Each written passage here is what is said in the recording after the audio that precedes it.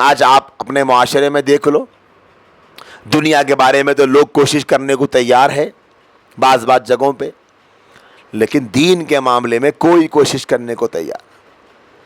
40 سال سے نماز پڑھ رہے، پوچھو آپ نماز پڑھنی سنت کے مطابق آ گئی کیا؟ معلوم ہوتا جواب کیا ملے گا۔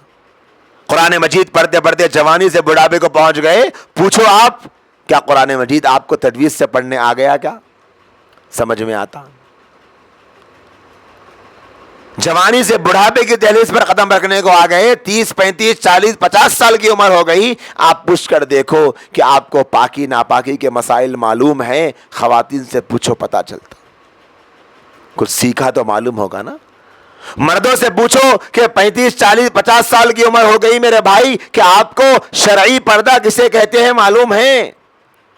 کس سے پردہ کرنا کس سے پردہ نہیں کرنا معلوم ہے؟ پوچھ کے دیکھو معلوم ہوتا۔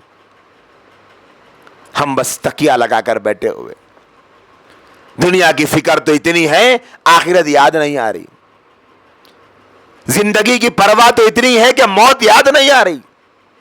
ایک دن مرنا ہے، مر کے قبر میں جانا ہے، اللہ کے پاس پہنچنا ہے، سوال و جواب ہونا ہے، مجھے جواب دینا ہے، مجھے میرے انجام سے گزرنا ہے۔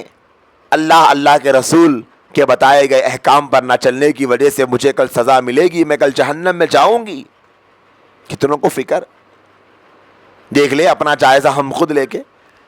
مجھے آپ کے بارے میں بولنے کی، آپ کو میرے بارے میں بولنے کی کوئی ضرورت نہیں، آپ کا سوچو، میں میرا سوچ لوں۔ کتنی مسلمان بہنیں ایسی ہیں جو گھرانوں میں دین کے سلسلے میں کوئی فکر نہیں۔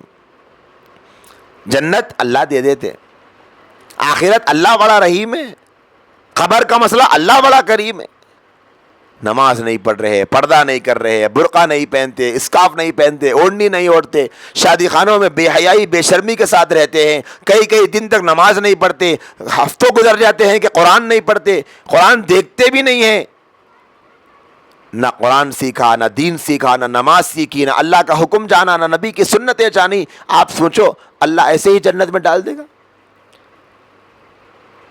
اللہ غفور الرحیم ہے تو پھر وہ لوگ کیا کہنا جو 5 وقت کی نماز پڑھتے ہیں، وہ کیا کہنا؟ کیونکہ اگر اللہ غفور الرحیم ہونے کا مطلب یہ ہے کہ اللہ آپ کو بغیر نماز پڑھے، بغیر اللہ کی عبادت کرے جنت میں ڈال دے، تو پھر وہ نماز پڑھنے والے تو یہ سمجھیں گے کہ ہم تو نماز پڑھ کے ہم کو کیا ملا، کیونکہ بغیر نماز پڑھے جب اللہ مل رہا ہے تو پھر نماز پڑھ کے ہم کو کیا فائدہ؟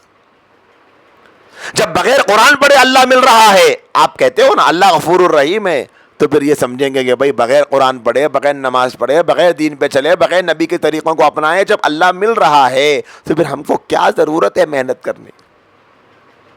میری ماؤں میری بہنوں، کل قیامت کے دن کیا نماز پڑھنے والی بہن اور بے نمازی دونوں برابر ہو جائیں گے؟ کیا آج ہماری نگاہوں میں ذاتی مکان والی بہن اور کرائے کے مکان والی بہن دونوں برابر ہیں؟ ہم دونوں کو الگ نگاہوں سے دیکھتے ہیں نا کہ بھائی ان کے پاس ذاتی مکان ہے، ان کے پاس کرائے کا مکان۔ جب ہم فرق کرتے ہیں تو اللہ فرق نہیں کریں گے، جبکہ اللہ نے نظام بنا دیا، ہمیں فرق کرنا بھی نہیں ہے، ہم کو کیا کرنا ہے؟ ذاتی مکان کرائے کے مکان سے کوئی فضیلت ثابت نہیں ہوتی، لیکن اللہ کا فرما بردار اور نافرمان دونوں میں تو فرق ہے۔ اللہ کا فرما بردار الگ ہے، نافرمان الگ ہے، بے نمازی الگ ہے، نمازی الگ ہے، قرآن پڑھنے والا الگ ہے، قرآن نہیں پڑھنے والا الگ ہے، بے پردہ عورت الگ ہے، پردے والی بہن الگ ہے، دونوں کا انجام ایک نہیں ہوگا۔